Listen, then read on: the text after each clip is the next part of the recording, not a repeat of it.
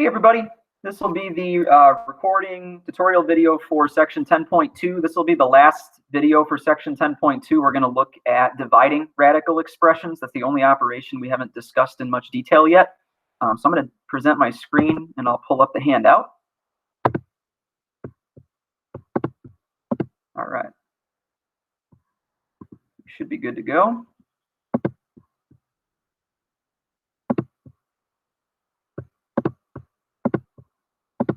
Okay.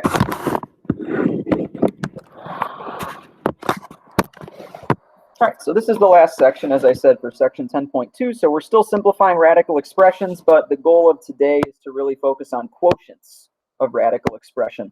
And remember, quotient is just a fancy word for the answer to a division problem.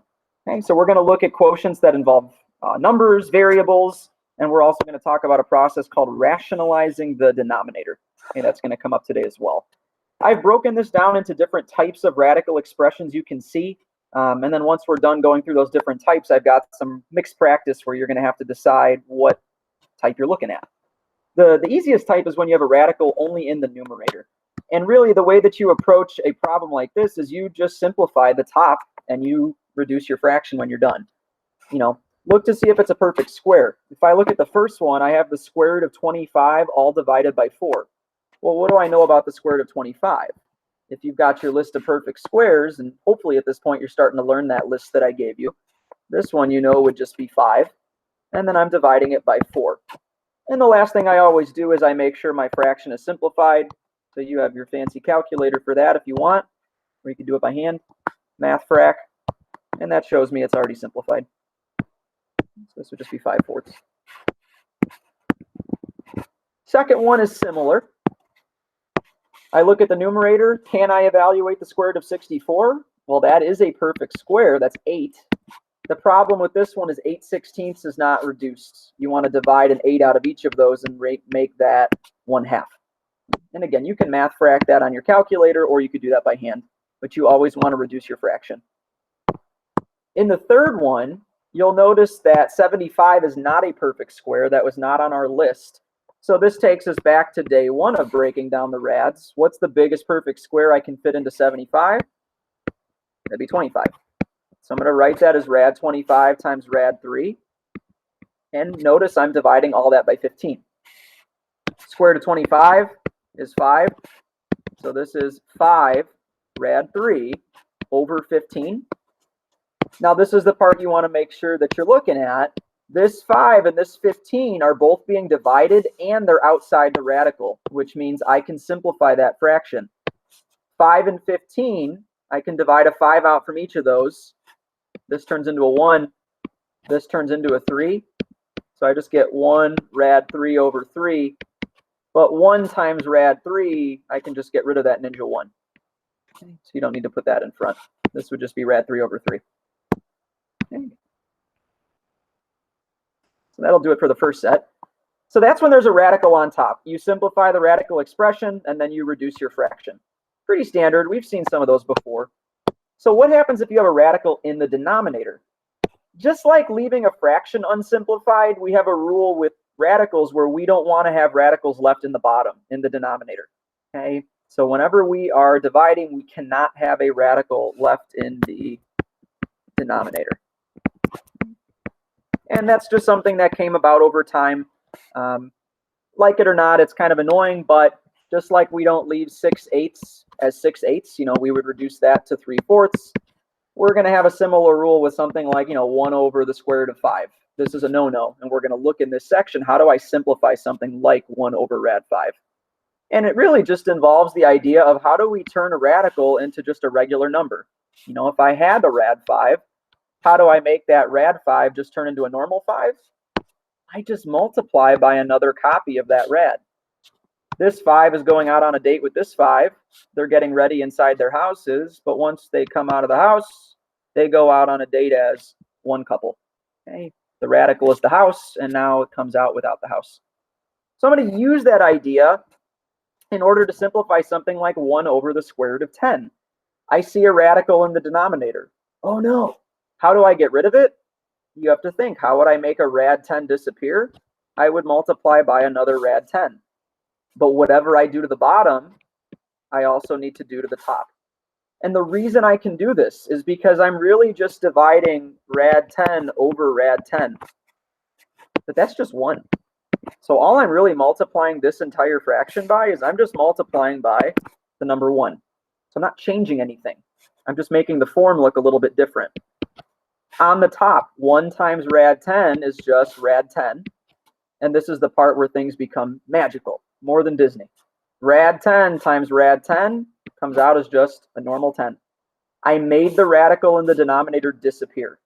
And radicals in the numerator are a-okay. We're fine with that. So this is what we call simplified radical form. And this process is what we call rationalizing. It's just a fancy word for simplifying the denominator. So whenever you hear somebody say that, it means we're getting the denominator, getting radicals out of the denominator.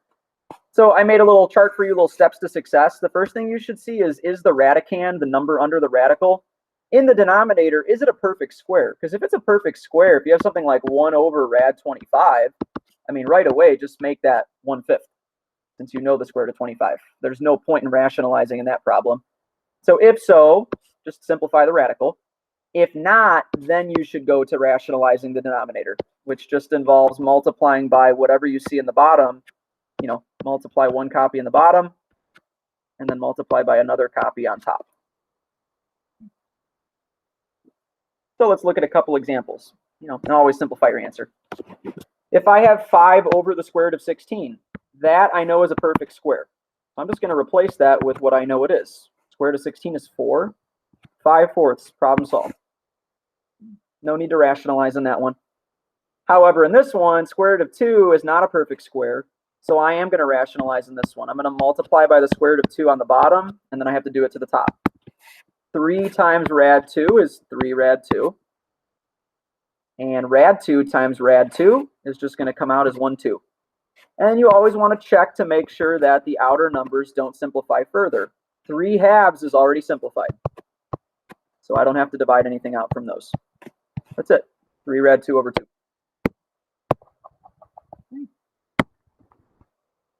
A couple extra for practice.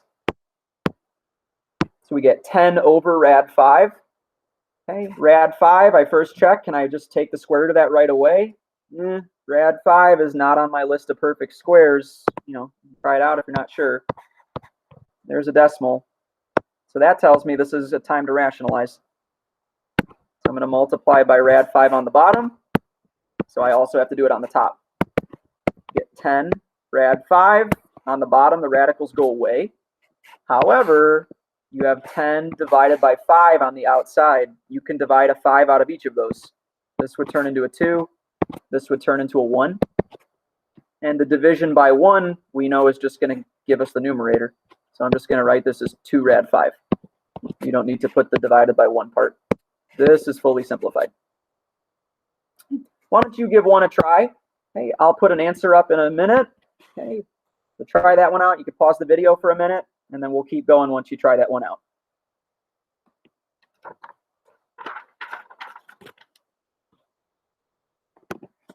So what you should have gotten for this one, if you multiply by rad 3 on the bottom and top, 12 rad 3 over 3. But notice you have 12 divided by 3 on the outside, which you can simplify and make 4.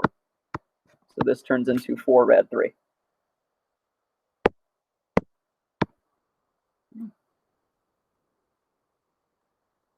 All right, so that's type 2, if you have a radical on the bottom. What if you have a radical surrounding a big giant fraction? There's a couple different techniques you can use to work with something like this. So let's say you have something like the square root of 64 over 16, where both numbers are under a square root. The first thing that you can try is to divide the two numbers to see if you get a perfect square. Because if you get a perfect square, it's going to come out of the radical right away. So let's try that. If I do 64 divided by 16,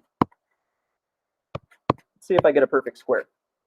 Okay, I get 4, which tells me that the square root of 64 over 16 is really the same thing as the square root of 4. But wait a second, the square root of 4 is just 2. So that's one way you could do that problem. The other way that you could do it is you can break the radical up anytime you have the square root of a fraction, that's always just going to be equal to the square root of the numerator divided by the square root of the denominator. This is a nice property. So if I use that logic here, this would be the square root of 64 over the square root of 16. And what I like about both of those is those are individually perfect squares. The square root of 64 is 8, and the square root of 16 is 4. And then I simplify. 8 divided by 4 is equal to 2. I get the same answer either way. Okay. But what's nice about this one is when I divided it originally, I got a perfect square right at the start. That won't always happen. If you try that in this one, 144 divided by 100, not going to work out so well. Okay, it's a decimal. We could try and simplify it. Maybe it simplifies to some perfect squares. 36 out of 25. So it looks like it just divided a 4 out of each of my numbers. And really, at this point, I'm stuck using this rule. So it's just the square root of 36 over the square root of 25. But I still like both of those numbers. Those are on my list of perfect squares. Square root of 36 is 6. Square root of 25 is 5. That's one way you could do that one. But if you notice, the numbers they gave you at the start were also just perfect squares. Square root of 144 and square root of 100 are on my list. This would just be 12 over 10. And if you divide a 2 out of each of those, you still get 6 out of 5. So take your pick. Both of those approaches didn't take too long. So you get a little bit of freedom with how you approach a problem like that. And I also just wanted to mention this little joke quickly. You got Spider-Man accusing the other Spider-Man up here of identity theft. Little joke over here is this guy's rad2 over 2. Yeah, brighter color. This guy's rad2 over 2, and this guy's 1 over rad2. Well, if you rationalize 1 over rad2, you get rad2 over 2. So he's saying, hey, you stole my identity. Ha ha ha. Math jokes. I'm still going to give you these even when you're at home. Can't stop enjoying good math humor. All right, so last kind of big rule here is if you see perfect squares under the radical, first thing you should do, try to simplify them right away. Okay. Otherwise, you're going to have to use the rule where you split up the fraction into the square root of the top divided by the square root of the bottom. Okay. And then from there, you're going to simplify using the rules that we talked about on the last page. Maybe there's a rad in the top, maybe there's a rad in the bottom, maybe there's both. So looking at one like this, you got to look at your approaches. You got the square root of 99 divided by 11. First thing I'm going to try is just to see if 99 divided by 11 simplifies and gives me a perfect square. Hey, it's 9. So this is just the square root of 9. And I'm just going to simplify that right away. That's 3, and I'm done. Second one, square root of 4 over square root of 25. That does not simplify right away. However, I spy a perfect square. I spy another perfect square. So I can split this up as the square root of 4 over the square root of 25. And both of these can come out of the house right away. Square root of 4 is 2. Square root of 25 is 5. And I check to make sure 2/5 is fully simplified, which it is. No more radicals. Just 2/5.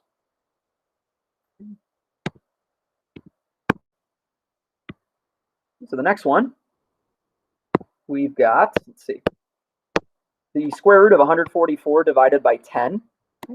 I could simplify 144 out of 10 if I want. If I math frac that, I get 72 over 5. But I'm not going to do that in this case. And the reason I'm not going to do that is because I like 144. 144 is a perfect square, whereas 72 and 5 are not perfect squares. So my choice in this one is going to be to not simplify the fraction. I'm actually just going to write this as rad 144 over rad 10, because then at least the top can come out as a 12. Whereas with 72/5, neither of them can come out. Doesn't mean I'm done with the problem. The rad 10 is still a rad 10, and it's in the denominator, which means I'm going to have to rationalize. So this takes us back to the second type of radical we looked at, where you have to rationalize the denominator. So I'm going to multiply the top and bottom by rad 10. So this turns into 12 rad 10. And in the denominator, a rad 10 times another rad 10 is a 10. Check your coefficients in front. Can you reduce 12/10? You can divide each of those by 2. So this turns into 6 rad 10 over 5. And that would be fully simplified. And if you did it the other way with the 72/5, you'd get the same answer. You would have more work to do, though. It would take you a lot longer. Next one, I see the square root of 25/7. 25/7 doesn't reduce. You can try that on your calculator. But I do spy a perfect square. I like that. This is rad 25 over rad 7.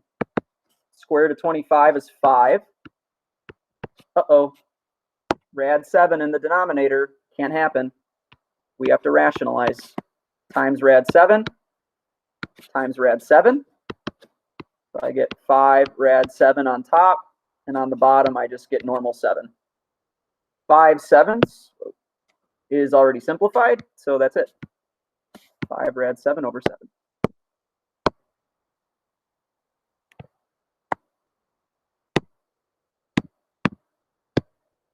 Get rid of some of these dots. Okay. Next set, I see rad 5 over rad 36. You look at that, that does not simplify. And I like the fact that there's already a perfect square there, so I'm going to split that apart. And in this one, what's great is the rad on top doesn't go away, but the rad on the bottom does, because the square root of 36 is just 6. Remember, we're allowed to have rads in the top. We're just not allowed to have rads in the bottom. So this is done. Real quick problem. They don't all have to be super long. Same thing's going to happen here. I'm going to get rad 20, and I have another perfect square in the bottom here, rad 9. So this is just rad 20 over 3. But I have to do a little bit more with this one because 20 still breaks down into more perfect squares. I didn't have that problem with the 5 because that's already done being broken down. But rad 20, you can break down into rad 4 times rad 5, just like we did on the first day of this section. All over 3. So this turns into 2 times rad 5 over 3. 2/3 is already simplified. Now I'm done. So all I did further is I broke the 20 down. Okay, last one on this page, I see rad 5 over 7. This is going to be a little bit longer because take a look. We don't have a perfect square on the inside at all, not in the top, not in the bottom. Nothing simplifies. So this one, you're going to have rad 5 over rad 7. Neither of them comes out of the radical symbol. Nothing comes out of the house. And you still have a rad in the bottom. So we're not getting rid of the rad 5. What we're getting rid of is the rad 7. We're not rationalizing the numerator. We're rationalizing the denominator. So you're multiplying the top and bottom by rad 7. So this turns into rad 35, and this turns into just normal 7. Now, normally you would check to see if 35 breaks down, but look at what we had here. 5 times 7 was 35. Neither of those rads breaks down anymore, so I know 35 is done. So rad 35 over 7 would be as far as we can take that. You know, if it was like a rad 40, well, then you could break it down into rad 4 times rad 10 and keep going. So you always want to look at that rad to see if you can simplify it more. A little bit more. Rad 40 over 3. Not a perfect square. Not a perfect square. Maybe we can simplify, make the number smaller. Let's see. 40 divided by 3. Math, enter, enter. Nope. 40/3. Looks like we're stuck with it. So we're just going to have to break this into rad 40 over rad 3. Before I mention it, give yourself 5 seconds. Think about, do we rationalize the 3 or do we rationalize the 40? Which one am I going to put inside the radical symbol? See if you can fill in that blank before I do it. So what you should have gotten is rationalizing the denominator. You want to put a 3 in here. So now the top, remember from the last section, a radical times another radical, I can just multiply those numbers together under the rad. So I'm going to get rad 120 over rad 3 times rad 3 is just 3. And this is like what I mentioned in the last problem. You got to break down the 120 now. So if you find the biggest perfect square that goes into 120, you search a little bit. This is the part that takes the longest. Biggest perfect square that goes into 120 is going to be 4. It's going to be rad 4 times rad 30. And this is all over 3. So if I keep that going, rad 4 comes out as a 2. So 2 rad 30 over 3. And check 30 on the side if you're not sure. This would be rad 3 times rad 10. And then rad 10 would be rad 2 times rad 5. And none of that helped me because this 3 doesn't break down, this 2 doesn't break down, and this 5 doesn't break down. The only time I really want to keep going is if I get perfect squares. None of these are perfect squares. So that means I just leave that as a rad 30. Check the 2/3. It's already simplified. It's good to go. The last one that I'm throwing on here has some variable expressions. You won't see these all the time, but there's going to be definitely at least a few that pop up from time to time. And again, this relies on the rule that if I take, the nth root of x to the m, you got to remember that's the same as x to the power of m over n. You saw that on the first day. So what I'm going to first do is look at the inside, see if I can simplify anything. 7/12 doesn't simplify. X's and Y's don't go together. I can't subtract any powers here because they have different bases. So at this point, I'm kind of stuck with just splitting this up as rad 7y over rad 12x cubed. Okay. I see a radical in the denominator. You can simplify that rad to start with if you'd like. I'm just going to leave it for now and do my simplifying later. But I am going to rationalize. I don't want rads in the bottom. So it means I'm going to multiply by a copy of that rad in the bottom. And I'm going to multiply by a copy of that rad on the top. And I'm going to keep going now. On the top, if I push the stuff together under the radical, 7 times 12 is 84. I have x cubed, and I have a y. And I'll worry about simplifying that in a minute. On the bottom, I took this expression twice. Rad times a rad makes the rad disappear. So this just comes out as one copy of 12x cubed. So we're not done yet. We've got to keep going with it. Now my main focus is going to be to simplify the numerator. And once I'm done doing that, then I'll focus on the denominator and dividing by 12x cubed. So if I break this down, let's just focus on that first. This would be rad 84 times rad x cubed times rad y. Biggest perfect square that would fit into 84 is 4. This would be rad 4 times rad 21. X cubed, I'm going to use our trick from the other day. I'm going to lower it to the next even number below 3, and then I have 1 left over, times rad y. Now some things can come out of the house. This comes out as a 2. 21 won't help you because it's just rad 3 times rad 7, so that tells me I'm going to leave it as rad 21. This x squared is going to come out as x, 2 divided by 2, and the other x is going to stay inside, and then I've got rad y. Things outside the house can go together, so there's my 2x, and then things inside the house can go together, 21xy, so rad 21xy. So there's my simplified numerator, 2x times the square root of 21xy over, and now I've got 12x cubed. And I check the outside to see if I can simplify. 2/12 would be 1/6. X to the first over x to the third, I'm going to subtract those exponents. I'm going to get 1 minus 3 is -2. So I get x to the, draw a little line here, -2nd square root 21xy over 6x. Oh, nope, the x's are gone. We put them on top. So just over 6. And you'll notice I got rid of the Ninja 1. It went away. And then remember from chapter 7, we don't like negative exponents to be left on top, so we put them in the bottom and make them positive.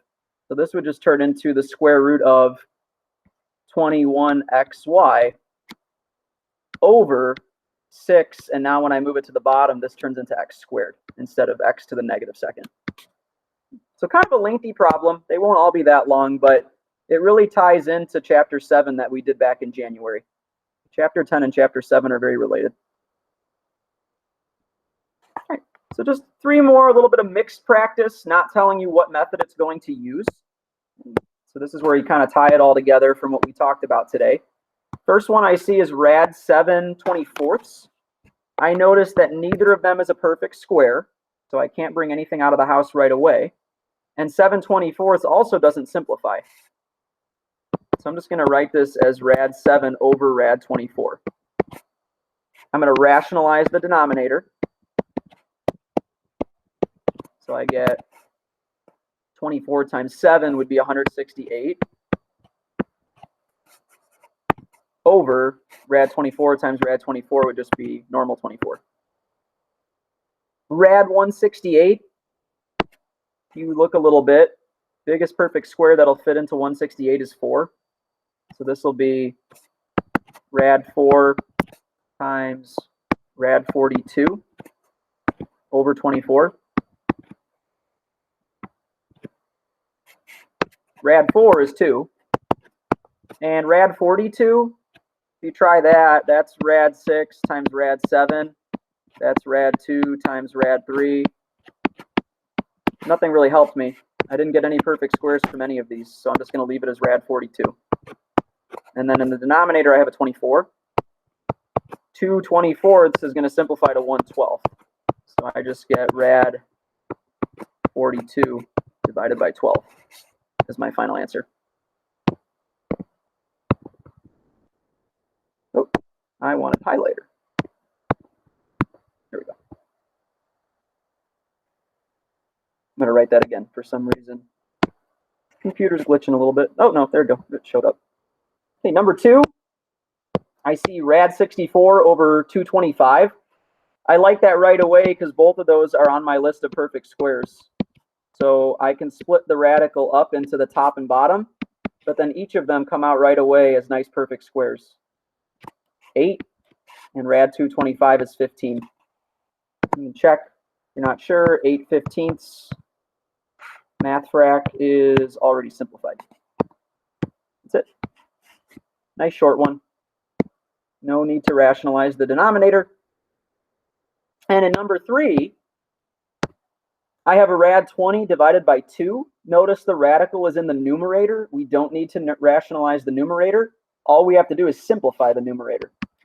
Rad 20 is rad 4 times rad 5. This is still part of the process. I don't need to do times rad 20 over rad 20, but I still have to break down 20. So this will turn into 2, rad 4, rad 5 over 2, and 2 divided by 2 is just 1, so that cancels out. So this turns into rad 5. And that kind of wraps up section 10.2. We've done all the different types of simplifying of radicals. There is more to be done, but we're going to save that for another section. At this point, what I would like you to do is how many do I have? Just 3. There's 3 you try problems on the bottom. So you're going to do number 4, number 5, number 6. Okay. There are going to be answers to those on the filled in copy of my website in the Google Doc that I sent you.